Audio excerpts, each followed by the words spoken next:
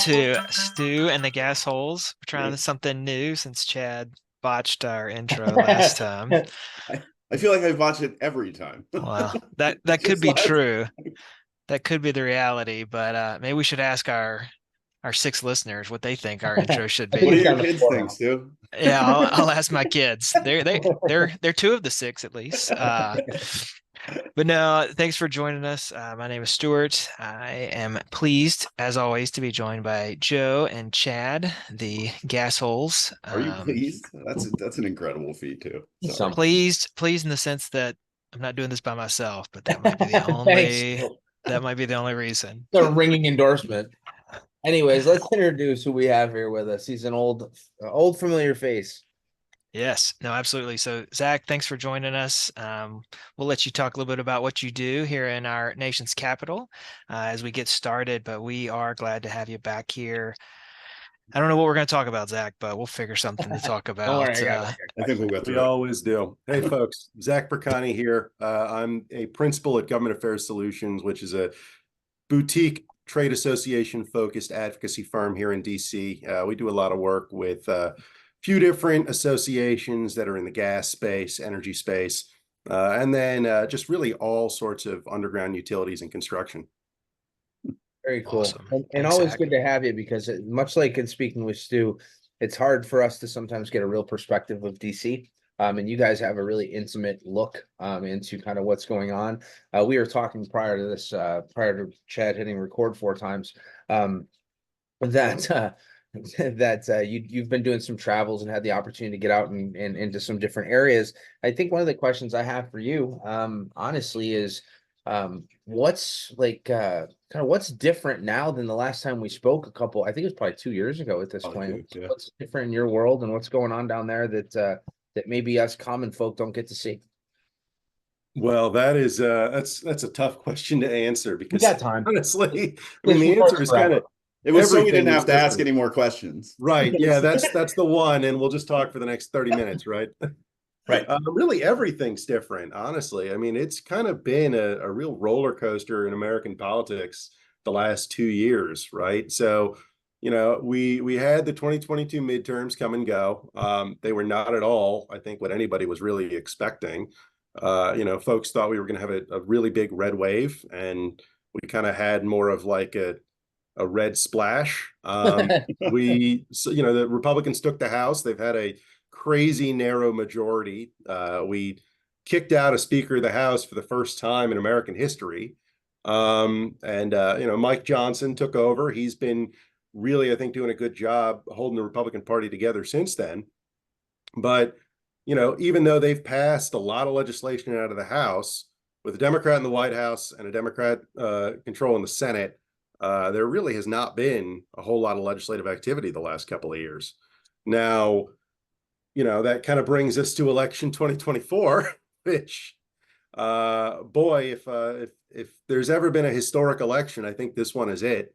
Everything changed over the last 30 days. And now I think we're in a position where nobody really knows what's going to happen in November.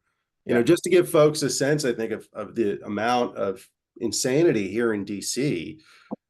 From an advocate perspective, we have gone from telling folks that we expected a toss-up election to telling folks that we expected Republicans were probably going to win, at least win the White House, to telling folks that we were expecting probably a Republican landslide. And now we're right back to it's going to be a complete toss-up, right? That roller coaster happened in about a month, maybe a month and a half.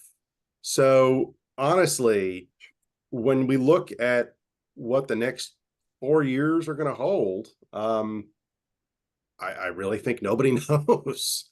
I think it's kind of crazy that like you said, I mean, in a month, so much has changed, right? We still have what, like 78 days to election day or something like that. Mhm. Like that's the equivalent of 2.5 months. I mean, I just like what's happened the last month. Like I'm wondering what 2.5 months from now is going to actually even look like. There's been so many kind of surprises and twists and turns. One of the things I kind of wanted to ask you though, does it change what you're doing? depending on the perceived outcome of the election? Like, do you tend to do things differently? Is what you've been doing from a natural gas and oil and a standpoint, an energy standpoint, does that change from 30 days ago to today based on what's happening in politics? Yeah, honestly, I think it does, right? So, first of all, it's never too early in some ways to start planning for what your goals are going to be for the next Congress, because that in part shapes what are you going to try to accomplish for the rest of the year, right? And in an election year, there's really only so much you can get done, especially once you're in the back half of the year. Right. So you kind of need to look at how much longer do you think the current makeup of the legislature is going to continue, and then what do you expect the next White House to look like? I think that you're already starting to see some of that planning play out, right? So Republicans, you probably have heard in the media, they've talked about this big package that they want to do next year if they have a trifecta. Yep. And some of the work that I think folks in DC are trying to do right now is maybe we can try to get some of our priorities into that package, right? Like one thing that we're looking at right now, which is going to kind of be a natural segue, is permitting reform.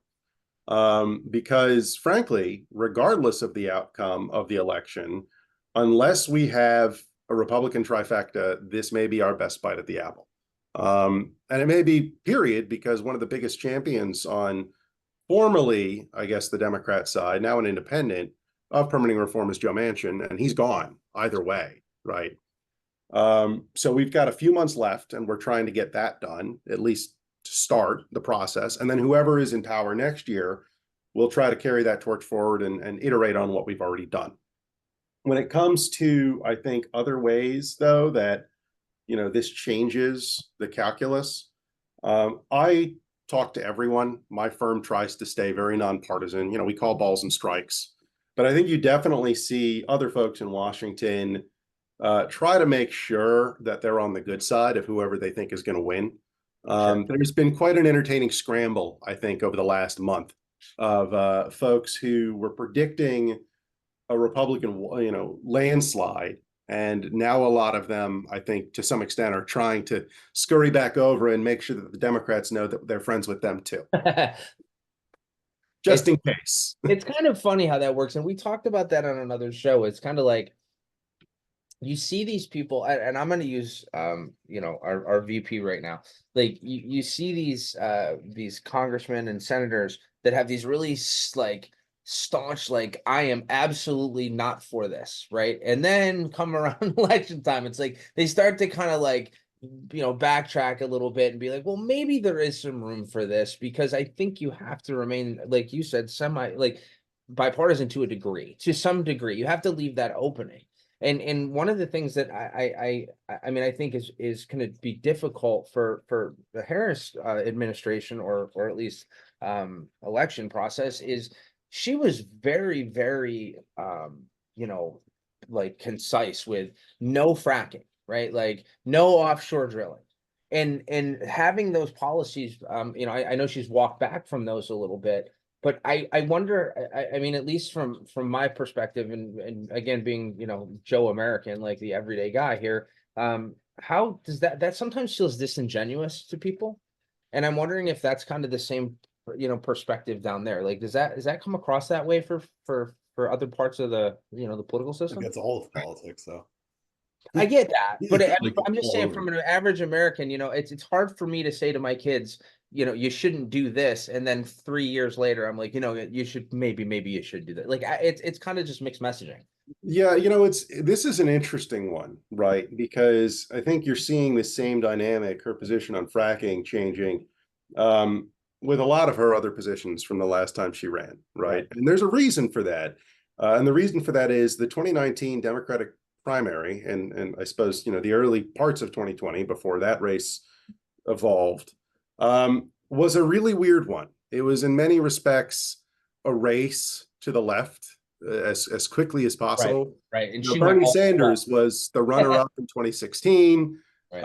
And at, for large parts, frankly, of the 2020 primary, it seemed like Bernie was going to be the front runner. Right. He They almost won Wouldn't Iowa. He won the New Hampshire primary. he was off to the races, right? And so candidates were very quick to try to stake out positions where they could sort of flank him whenever they could, or at Sure. least, tack towards him. So she said she had the same opinion on, for example, Medicare for all. Now she says she still supports universal health care, but not in the same way that she did in 2019. You saw a lot of positions like that around issues of law enforcement. Right. There were lots of other positions where she had a more radical position in 2019, and she's since said that her views are evolved. And that's not unique, frankly. I think you'll see a lot of other Democrats that have undergone the same evolution. It was sort of I think a lot of folks would say maybe it was an overcorrection on their part in 2019. That's the line they use now, right? Now their views have evolved. Fracking, I think Democrats really don't have much of a choice other than to look at the evidence and the arguments here, though. Sure. And even setting aside the policy concerns, right, that we in this industry have, politically speaking, there is a very large chance that this election comes down to Pennsylvania. And I actually just said that to Chad today. It's Pennsylvania and Georgia for me are like the two states that are like it. And you just cannot afford to alienate those voters, right? What's interesting, though, if I can sort of beat up a little bit on the other side of the race, our line, and I think pretty consistent across most of the industry, is that we're for an all of the above energy policy, right? I mean, we need as many sources as possible to drive American energy independence, and that means renewables, that means natural gas, that means all of the fossil fuels that we extract from this country. We need everything, right? Nuclear, offshore wind, and there's the one fight that's being picked by some of the Republicans that I think may start to frustrate some voters. New Jersey's not a swing state as much as the Trump campaign would like it to be, but continuing to pick fights with the offshore wind industry, I also don't think that's a good idea long term. Doesn't make sense, yeah. Well, I mean, I think one of the things that's crazy is we kind of switching gears a little bit, but still in the energy sector is like AI is like everybody's talking about AI everything, and that takes up so much energy. Right. So I think if we're going to go that direction, and AI is going to become a real, I mean, I think it already has been, but become more than what it is today. We're going to need, like you said, every bit of energy that we can harness, and I think that's where I get a little frustrated sometimes when it comes to Republican Democrat. I feel like Democrats and correct me if I'm wrong on this, but I feel like Democrats waffle a lot. Like depending on which way the wind's blowing, that's the direction that they want to head. I don't feel like Republicans do that as much. Well, I think it really depends on the issue, if we're being honest. I mean, politicians are going to be politicians, right? To an extent, a good politician kind of has to go the way the wind is blowing because that's the way their constituents want them to. But I will say one thing that I am encouraged about a little bit here when it comes to energy policy. I mentioned permitting reform a little while ago. I mentioned Senator Manchin. So in the Senate, there's a bill that Senators Manchin and Barrasso introduced right before they all left town for the August recess. And your listeners may have heard about this before. I know everybody on this call has heard about it before. But this Manchin-Barrasso permitting reform bill really embraces and encourages that all of the above energy policy we talked about. And so I think that line, as unpopular as it may have been in the past with some segments of the American public, I think that line is more and more embraced these days in Congress. I think folks have finally figured out that this is the way to go. It passed out of their committee 15-4. What is in their bill, Zach? What is it? Because so there is a lot of stuff. You may think I would have, but just to kind of summarize it, and it's pretty lengthy package. I think there's more we would like to see in it. But basically, what this bill does is they really just try to make it easier to build pretty much all forms of American energy, right? So not just oil and gas pipelines, not just extracting and opening up and guaranteeing leasing for fossil fuel extraction, but also on the other side, there's stuff in there to make it easier to build large-scale electric transmission, right? There's stuff in there to guarantee leasing of offshore wind projects, which, if this weren't to proceed, by the way, would not happen. There would be no sales of offshore wind or really much in the way of gas for several years, right? So it's really committing to expanding and making it easier to build all forms of energy. The other thing that's in here that I think is really necessary is they start to put some guide rails or guardrails and guidelines on the process of challenging a lot of these projects Gotcha. in the courts, and guidelines on how long agencies can actually take to respond to a lot of these So things. it's not tied up for years and Yeah, years. Right. Of them just Well, not. there's a really interesting study that was released by a nonpartisan think tank. I believe it's the Breakthrough Institute, and they came out with it a little while ago. They found that the overwhelming majority of challenges to projects under the National Environmental Policy Act, which is one of our cornerstone permitting laws, the overwhelming majority was carried out by a very small handful of environmental groups nationwide. I would honestly say quote unquote environmental groups, because a lot of what they're challenging are renewables jobs, frankly. And most of those fail, but it keeps those groups around, right? Yeah. It lets them fundraise. It keeps their names in the news. And I think one of the biggest developments that's happened in Congress really over the last year to 2 years is you're starting to see more and more Democrats break up with those groups and realize that their stated mission is directly counterproductive in some ways to the aims that they're pursuing. Right.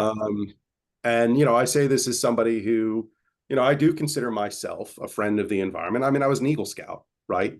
But you can't convince me that an environmental group is sincere about their aims to lower emissions when they're directly challenging things like solar and wind jobs, not just fossil fuel projects. Well, it's kind of funny that you say that, because one of the things that is always baffling to me is you get these politicians that position themselves, and they get involved in the whole fossil fuels climate change conversation, right? And you kind of create these subsets of groups that eat and swallow everything that they've been told by these politicians, and then it kind of comes back to haunt them. Like it's like, you get what I'm saying? Like I'm kind of looking at this like, when you're a politician, yes, like we had talked about, you're gonna go one way and then maybe come back the other way, and you're gonna waffle every now and again because that's what you do to stay in office, right? Like that's how it works. But the funny thing to me is you sometimes create this like subset of people that really just digest everything that you said, and they get stuck on that point. And you have these climate activists, and you have these people that are blocking the roads for oil and gas. That I don't know. I guess that's where I get like very frustrated, because as you had just said, and we've talked about it in the past, like energy, any type of energy is going to be really good for us. And we're going to need a lot of it as the population grows, as things change, we're going to need more and more energy. So why do they kind of operate under that guise of like climate change and getting rid of fossil fuels, when I think at the end of the day, they're probably going to come back to it at some point because it's necessary. Well, honestly, I think for a lot of folks, really the answer is it's ideological opposition. It's not rooted in rationality, or it's not rooted, frankly, in practicality, right? And I say this as somebody, who looks at the numbers from a policy perspective, right? If your goal is to reduce emissions overnight, you're not going to accomplish that if you just say, we're going to completely shut off gas, we're going to completely shut off nuclear, we're going to completely shut off, everything that's not our preferred forms of energy. And oh, by the way, we're gonna sue you so you can't build the electrical transmission line that's going to bring that energy from Kansas to New York, right? It doesn't work like that. And we just stomp that, decarbonize, and even worse, actively shut down other forms of energy. One example that I want to use right now, it's not happening in the US yet, thankfully, but abroad, after the Fukushima Daiichi disaster in Japan, which was, by the way, entirely preventable, right? This was not a failure of the nuclear power plant in a Chernobyl type situation. This was bad design, right? But after that happened, the Germans said, we're done with nuclear. We're going to shut it all down, right? And they argued that it was unsafe, that it was inherently polluting and dangerous to the environment. Forget about the fact that France is right next door and has been figured out Right. nuclear energy generation for decades, right? Well, just yesterday, I saw this. or a couple of days ago, they demolished their last set of cooling towers, right? They are done. They blew up a perfectly good nuclear power plant. And great. Okay, so you've done that. What has that accomplished? Well, the share of energy you're now generating from coal is higher than ever. So you set climate goals. You didn't build new stuff that you would have preferred to replace your previous form of energy. By the way, you'd made yourself largely dependent on Russian gas. So, now you bring in geopolitical security implications into this. And now that you've, shut down your entire nuclear energy industry, you're more reliant on coal than ever. So really, you've taken the climate goal, and these groups that profess to be climate advocates have taken their climate goals and they've run as fast as they possibly can in the opposite direction in the name of ideology. Right. That's insane. To me, the nuclear thing is pretty incredible, because if I'm looking at energy, and I love natural gas, don't get me wrong, but nuclear seems like probably the safest way to produce electricity. If you look at statistically, yeah. I mean, if you actually look at it, people, like most of the government and most of the world, they're managing less than 1% of it. We talk about it all the time, that people manage 1% of a problem, but 99% of the time it's fine. Right. Well, and with apologies to anybody from the coal industry who might be listening to this podcast, you receive more radiation standing next to a coal power plant on an annual basis than you do standing next to a nuclear power plant. That's an order of magnitude. Now if things go wrong, they go really wrong, but statistically they don't. Right. It's just kind of funny to me. I struggle with that whole. I think it just comes down to an education piece for me, and I think that most people aren't very educated on much of this, and they get behind something. And people love to get behind something, and they get behind something without any knowledge or full understanding of it, and they don't realize how detrimental what they're trying to advocate for. Right. Sometimes it is sometimes, and it's hard to tell somebody they're wrong, and then it's even harder for them to believe you. So once they get down that path, it's almost like there's point of no return. And I'm going to switch gears and get off the energy a little bit, because I wanted to talk to you about this before I forget. The DNC starts today, which it's Monday for everybody that whenever you watch this. And this kind of brings me back to like the protests that are going down in Chicago. I just wanted to kind of get like your perspective on those protests, and if you think that there's going to be like any like implications, any disruptions of the DNC because of it. Well, this is I think another issue where people have, deep set beliefs. People are very passionate about what's happening in the Middle East. I don't work in foreign policy as much as I would like to, but I think this is another area where you're going to see some of the internal divisions in the Democratic Party on display. Now, what I will say is this is not the 1960s. For all the comparisons that I think some of the protesters would like to draw to the 68 convention, it's a very different electoral environment. It's a very different movement, frankly, right? A lot of the unrest at that convention was driven by the fact that we went in really without a Democratic nominee, and a lot of the protesters were themselves at risk of being sent to Vietnam. Many of the protesters may have family in Israel or Palestine, but they're not themselves at risk of being drafted and sent to fight in the conflict. So the dynamics are very different. Now, do the Democrats want this conflict going into their convention? Of course not. Is it a lot less than it would have been if Biden were still at the top of the ticket? Probably. But I think this is just yet another, wrinkle in what has been a very unusual and very intense election cycle. And, I know that the Democrats want this to remain, I think, as much out of the spotlight as possible over the next week. Yeah, I agree. It's funny to me. It's just funny to me. I feel like Nobody showed up at the RNC to protest this because they weren't the current Oh, administration. and they're pointing that out as well. Believe me, Yeah. that there's a lot of frustration, I think, from Democratic leadership that why are you just blaming us? I mean, Trump on a few times has Oh, he said I got. mentioned, well, Schumer is a Palestinian now, right? I'm a little surprised that you don't see some of the protests harping Right. on that fact. It's just a bizarre. Gun to your head, Zach. Oil and gas future. What's it look like the next couple of years? Honestly, if you'd asked me that question a month ago, I would have said the future's very bright. Now it's a little harder to say. And this is interesting, right? This is one of those reasons why I said that this may be our best bite at the apple for truly bipartisan permitting reform to get done. Because if you've got a Republican trifecta, but they don't have a Senate, filibuster-proof majority, which they're not going to get, right? The only way they can do that is if either party decides to get rid of the filibuster. Which we're not Um, you're going to be very limited on what you can accomplish in permitting reform and reconciliation. So you need a bipartisan agreement to get that done. Harris is closer with a lot of those environmental groups we talked about than the Biden administration is.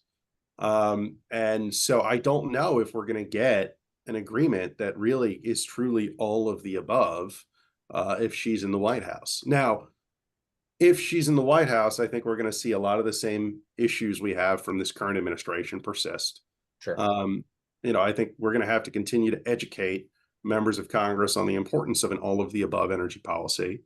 I think we're going to also have to continue to educate members and the administration on the short-sightedness of things like the LNG export ban that this administration had proposed and had implemented until the court struck it down. This kind of goes back to that geopolitical security argument that I mentioned, right? I mean, why would we want to limit ourselves from serving as Europe's new gas station, right? The Russians, their energy is dirtier than ours in both, environmental ways and then also, moral ways, frankly. The United States has largely stepped in to fill that role in LNG export however we can. Why do we want to kneecap ourselves, right? That I think is kind of the outlook for the Harris administration. It's going to be a lot more of the same. It's going to require, I think, continued engagement and advocacy from folks in the industry about why we're important. Well, I feel like she can't steer too far away from her. No. Yeah, it's going to be walking a fine line, I think, and we're going to be leaning pretty hard on Congress to rein her in a little bit. I think a second Trump administration would be much like the first one. It's going to be full steam ahead. I mean, there's not really going to be any issues, frankly. But some of our friends and advocates that are in other aspects of energy, I think would struggle. And I think, like I said, we fully embraced an all of the above policy. I see no reason why a lot of the folks on the gas side shouldn't also want to speak up and defend, the continued interests of some of the other energy industries. Because we truly do need everything. Yeah. Frankly, this is not a market where we can afford to just arbitrarily start cutting off different forms of energy production. I mean, we have to stick together on this.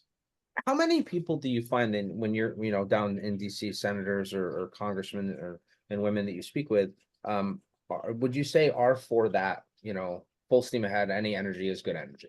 I think it's a growing percentage, right, across both parties. The issue you find in really is when it comes to that all of the above policy, Democrats don't like oil and gas or coal. You see more and more of them, I think, starting to come around a little bit and recognize that you need all of the above, but there's still a large percentage that just don't. They're just not interested. Yeah. But then on the flip side, you have some Republicans who just kind of arbitrarily, it seems, go after things like offshore wind, or they've got this continued feud over electric vehicle standards. And hey, I get it. I mean, I don't want to force anybody to get rid of their car and buy an EV either. But at the same time, sometimes I think their opposition goes a little beyond that into, well, we just don't want EVs, period. And I don't know if that's really wise either, right? Yeah. So it's always you got quirks in both parties, but I'm encouraged in general, I think, with the way that policy has gone. Okay, that's it. That's fair. Stu, you got anything? Yeah, I just want Good luck, folks Stu. to Good luck getting know. the word in that I July 7th. know, I know. I just want folks to know Joe sent me a message at 1:21, said, "Hey, Stu, next question." And It's it's You didn't now hop in. 1:44. Okay, wait a minute. If we're getting full disclosure here, you went full political scandal on me here. I said, Stuart, Chad, next question. He said, you got one, Chad? I can go if you don't. And then you got to listen. If you haven't learned by episode like 4 or 5, you got to jump in. I don't know what to tell you, my friend. You got to just wedge your way in. If you're not going to, I'm gonna keep talking. Well, since Joe's talked the whole show, I'll ask the last question. Now, question for you, Zach. So I think we've kind of identified, and honestly, hopefully, folks have picked up. This is a theme of our show here. Is we really want to give folks how do you get educated? How do you get up to speed on the facts? And so you work a lot with industry folks, and not just the gas industry, right? You got some water utility contractors you work with, other utility contractors you work with. What resources do you point them to? How do you make sure they're updated on the facts? And then since I might not get another question in, I'll throw out another one. Uh, a twofer. what do you do? What do you tell them to do after they're educated? How do they engage their leaders? So great questions. Kind of gets right down to the heart of what I do, right? Because I spend a lot of my time, as an educator. That's really the number one way I think to be an effective advocate is to pull together the facts and present them in a way that's easy for folks to understand. So, one way you can get educated is look at the stuff that the trade associations are producing, right? I mean, my folks, the American Pipeline Contractors Association, the National Utility Contractors Association, we've produced plenty of documents on the state of energy and construction in the United States. In fact, I'm actually working on some all of the above energy policy stuff now with regards to things that the candidates have said about fracking and offshore wind and just the importance of building everything we can, right? But that's really the first way to do it. I think keep engaged, read a variety of different news sources. There are a lot of interesting studies and interesting developments right now happening in this space. Talk to other people in the industry and ask them kind of what they're reading, what they're hearing. And then once you've learned a lot of this stuff, right? I think the most effective thing you can do is not just get involved with a trade association or advocacy group and bring that knowledge to DC, right? But also talk with your friends and family, talk with your neighbors, talk to them about the importance of what you do and what's happening in this space, what you're reading. I think the challenge that we're facing with things like permitting reform, for example, is this is a really, frankly, kind of inside baseball policy issue. It's the actual details of what need to be changed are kind of complicated. They're a little hard to understand, right? This is a Byzantine system of regulations and reviews and processes that we built up over the years. But the desired outcome is one that's really easy for folks to understand. We just need to build more of everything, right? And this doesn't apply just to energy too. This applies to things like housing, right? If you want housing to be less expensive, we need to build more of it. And the obstacles here are often the same that they are in the energy space. The government has put up a permitting process that makes it really hard to do that. So once you have that knowledge, just talk about it, really is kind of what it boils down to. Well, we all know that once the government gets involved, everything gets totally much easier. Yeah. Everything works seamless when that happens. I apologize for talking so much. I love Zach and I love talking to you guys because I'm a closet political freak. Like I follow and watch politics and news and everything all the time. So to hear and be able to talk to somebody that's so close to the action is kind of exciting to me. So I apologize if I'm a little wordy, but You just apologize in general. Thick as brain. Shut up. You're good. You're good. You shut up, people. I A think lot of fun. Well, I think what you said, Zach, there is key in that educate yourself and to a certain degree, as much as you can, educate yourself on the impacts to yourself, right? Yep, And right. and sometimes that does take a little bit more digging into the weeds and there are trade associations out there that will help you dig into the weeds, but I think it's like you said. I mean, I get it. Like some of the obstacle, some of the obstruction to permitting is, this not in my backyard type of position. Yeah. Well, I'm gonna be a little biased here, but at the same time, like, wouldn't you rather have a pipeline in your backyard versus an overhead power line, And so it's just kind of like thinking through. And then when you think about that pipeline, what all does the operator do to make sure that pipeline is safe? What all does the construction company do to make sure it's installed correctly and it's operated and maintained correctly? And again, I'm all of the above for sure. And you need to have that same conversation with the electric folks just as much as you do with the natural gas folks. But I think there is an opportunity to kind of like educate yourself and look at what the obstructions are and how do you think about what that obstruction is or what that, Right. Well, and to your negative comment point, is. I think part of what's finally driving the conversation around permitting reform is now, folks are trying to build more of those big overhead electric transmission power lines, and they're running into a lot of the same obstacles that folks who've been trying to build pipelines have been talking about for 10, 15, 20 years at this point. Right. And so now that there's a realization that this actually hurts everybody, not just one part of the industry, all of a sudden there's a lot more drive to make those changes. There's plenty of things that, that the gas industry has been sounding the alarm on for a while when it comes to energy policy that folks haven't really been listening to. Maybe now that, they've made some progress on permitting, we can look at some of those other all of the above energy policy facts and take those a little more seriously too. I just don't think that people fully understand and realize like how much energy impacts their lives. And I think that it's easy to understand it from like a one dimension, right? Like you're not looking at any other, way that energy impacts you other than a few things that you can think of, like my heating and my cooking, right? But they don't really consider what energy does for them. Even just picking up your phone. I saw something the other day where this girl was like, she was staunch against fossil fuels.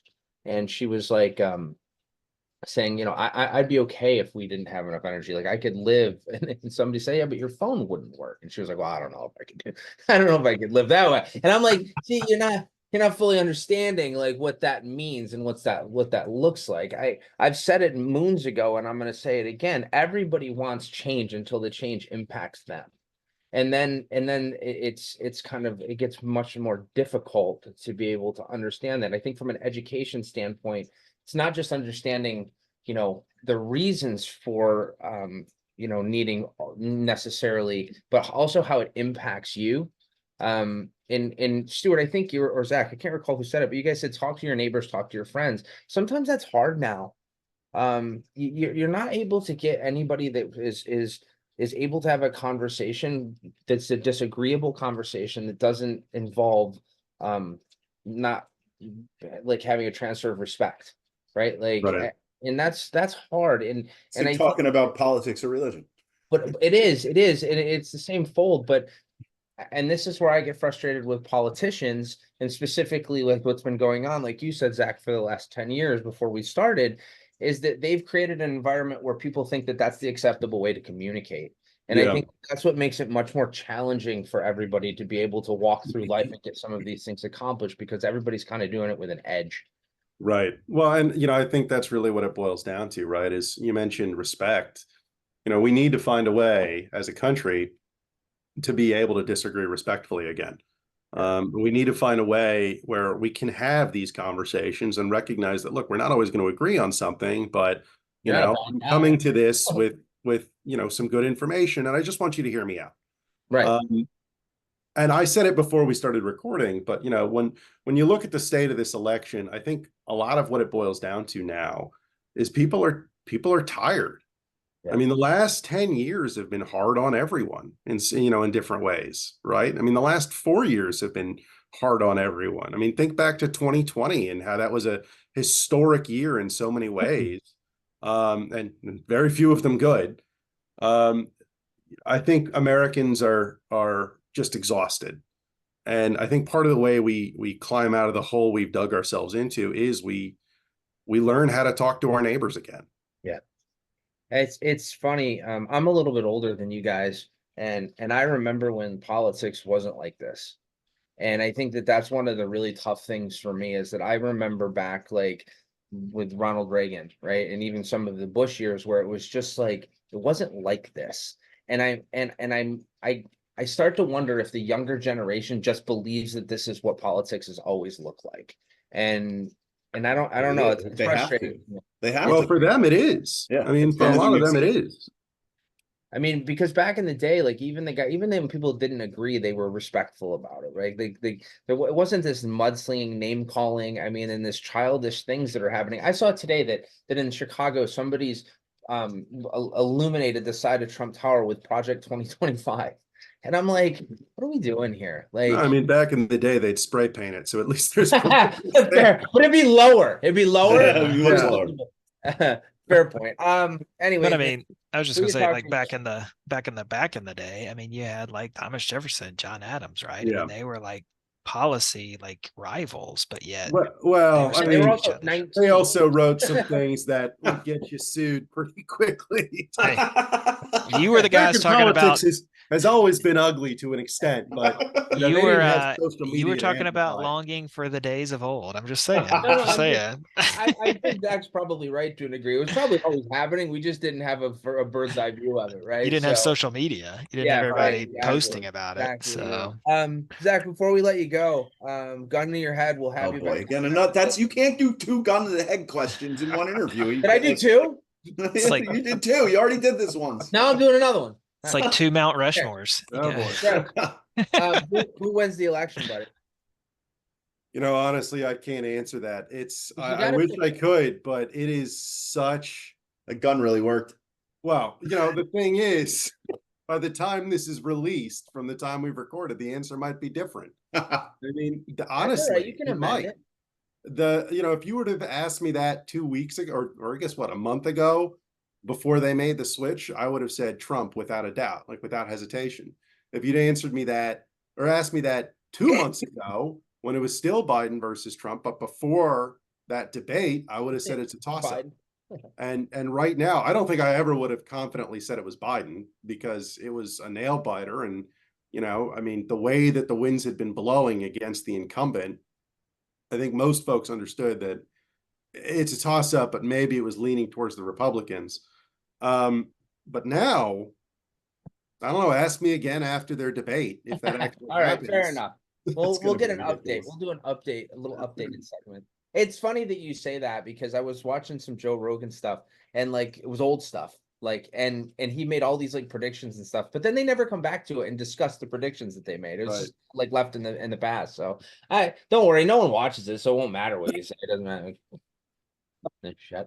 It's not like we're gonna blow up next week and people are gonna be like, "Oh, Zach Perconti's on." I'm writing in Joe. I'm writing in Joe for my vote. So Yeah, Right don't in do Joe. that. This country I mean, going that's on. well. I mean, you guys. I don't know if we recorded or not, but I mean, you said it too. And I'm not about to say here give everybody a hot take and say we need to reform the electoral college. But at some point, I mean, at some level, like I vote in D.C. My vote really doesn't I gotta matter. take this. No. I don't know why, but my ex-wife has called me 10 times, so it's probably thinking about my You kids. should probably hang up then. Yeah, It's probably yeah. a good Well, idea. I mean, look, that's the beauty of the Hi, Joe. American experiment is that it was an experiment and we came up with our system first. And maybe like if we had to do it all over again, we would have done it differently, but Still one of the best. I wonder if Joe's ADP system's getting work on today. His security system, like Stu. Yeah, The yeah. interview we did an interview with Stu, and he was gone for it was 40 minutes long. He was gone for 32 of them. It was the best show we've had, actually. So Oh, you're back. Is everything All right. okay? I You wanna gotta go. air it out on air? My kid's headed to the hospital. I gotta go. Which one? Cal, What'd you do? I don't know. all right. You Good didn't luck. ask? Bye. Okay. Thanks, Zach. Thanks, Love you, Zach. Joe. I'm gonna hang up so this Bye. thing can start doing what it needs to do. Toodles. See you guys. Fun. Thanks, Zach. Thanks, guys. To infinity and beyond. Thanks.